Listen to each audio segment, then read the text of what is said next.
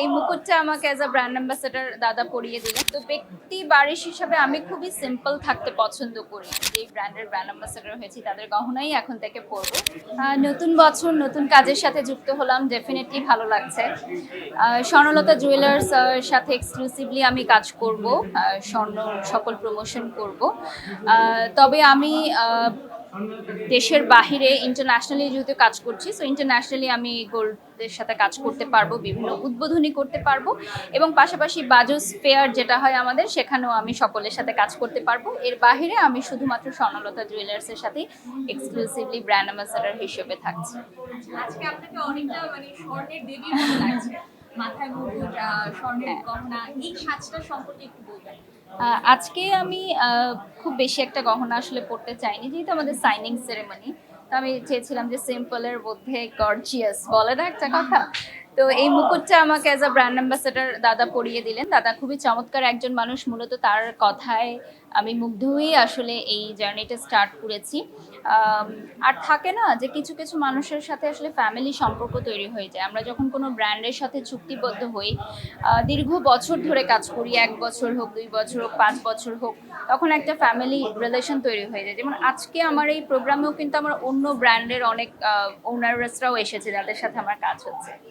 তো স্বর্ণলতা জুয়েলার্সকে আমি ধন্যবাদ জানাই যে তারা আমাকে নির্বাচন করেছে। আর আজকে আমরা মেকআপটা করেছে রূপকথা হেয়ার অ্যান্ড মেকওভার। আমি ঠিক যেমনটি চেয়েছিলাম ওভাবেই করেছে এবং আজকে আমার শাড়িটা জারা থেকে এক্সক্লুসিভলি আজকের দিনের জন্য রেডি করা হয়েছে। এটা একটা ডিজাইনার শাড়ি।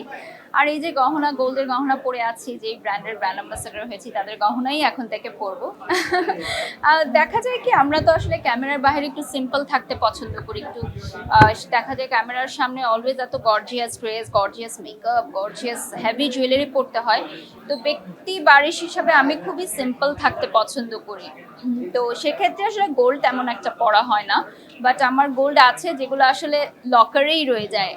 দেখা যায় যে বিশেষ দিনে শ্বশুরবাড়ির কোনো ইনভিটেশনে হয়তো পরা হয়, ঈদের অকেশনে পরা হয় এই। আর সারা বছর তো গোল্ডের প্রমোশন করতে গিয়ে গোল্ড পরার স্বাদটা মিটেই যায়। সো সেই দিক থেকে আমরা লাকি যে গোল্ড না কিনেও আসলে গোল্ড পরতে পারি।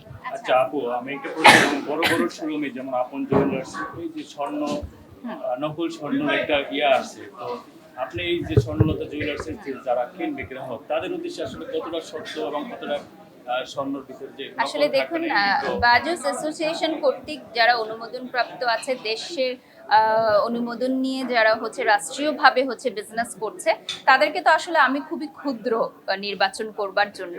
তো সেই যাত্রায় যেহেতু দীর্ঘ 27 বছর ধরে ওরা স্বর্ণের ব্যবসা করছে, সো ডেফিনেটলি আপনারা শতভাগ হলমার্ক করা খাঁটি গহনা পাবেন।